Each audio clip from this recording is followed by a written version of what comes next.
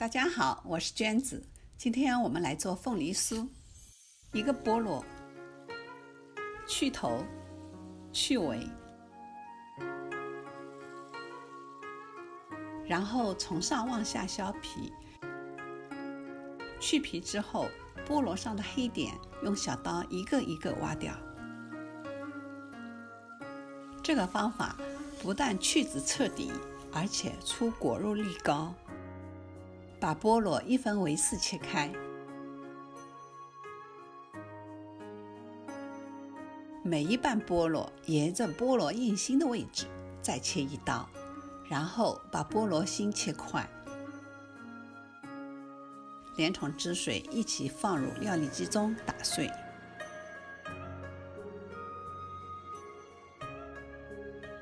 把菠萝果肉先切片，再切丝。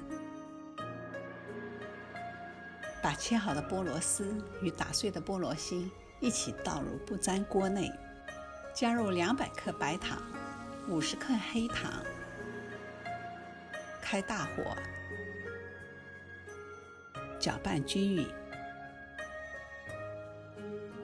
刚开始会有些气泡，没关系，烧开后转中火收汁，全程不盖锅盖。喜欢酸的可以少加点糖。如果菠萝太酸，可加1/8茶匙小苏打，用来中和菠萝的酸度。中途搅拌几次，慢慢的水分都蒸发了，锅底基本没有汁水了。调到中小火，加入100克麦芽糖。这时你会发现馅料又开始出水并变软。继续炒干水分，等水分差不多又蒸发完了，加入30克黄油，再炒大约3分钟。整个炒馅料的过程需要1个小时左右，直到馅料变浓稠抱团时，出锅冷却。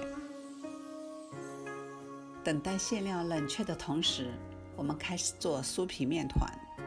取一个盆，将200克低筋面粉、20克奶粉、25克杏仁粉、1茶匙泡打粉混合均匀，放一边待用。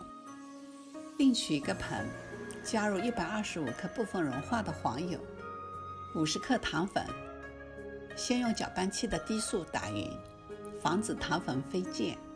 材料混合后再转高速打发，中间刮一次盆子，一共打发3分钟。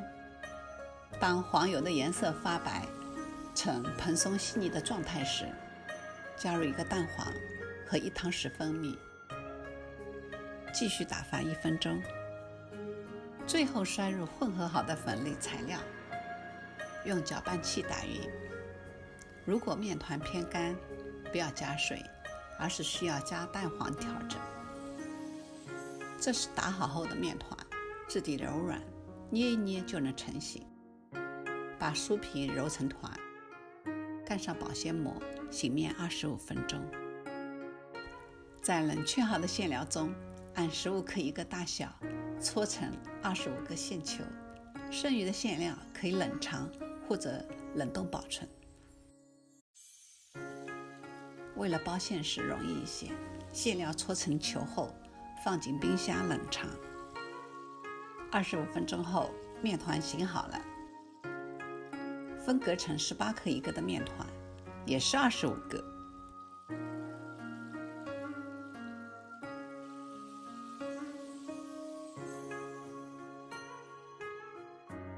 最后一步就是组装了。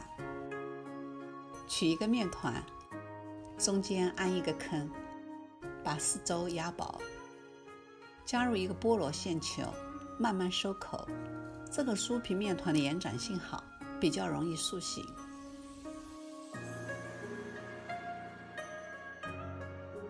把包好馅的面团轻轻搓成椭圆形，方便一会儿压模。全部整形完毕，准备印花。烤盘上铺一张烘焙纸，案板上撒1汤匙玉米淀粉，在模具内壁刷上薄薄的一层淀粉，将面团进行逐一印花，每压一次，模具就需要补刷一次淀粉。如果有残留的面团粘在模具的凹陷处，可用牙签剔除。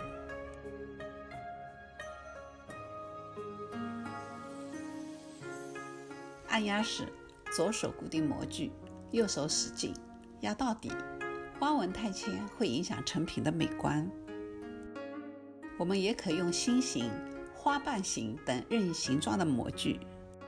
同样，在模具内壁刷一层玉米淀粉，把面团放到模具中，用指腹将面团推满整个模具，压紧、压实，再轻轻地推出模具。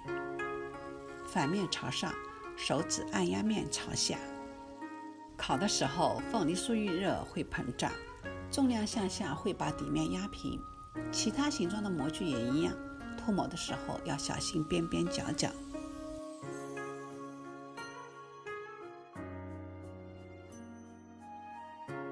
把整完形的凤梨酥放入预热到320华氏度的烤箱中层，烤20分钟，然后打开烤箱降温，并把烤箱温度调整到300华氏度，再烤6分钟。具体烤制的时间要根据各自烤箱的温度来调整。凤梨酥一上色就可以出炉了，看一下，底部颜色也很好，金灿灿的。稍微冷却后就可放入密封的容器中保存。每一层用厨房纸隔开，用来吸收多余的水汽。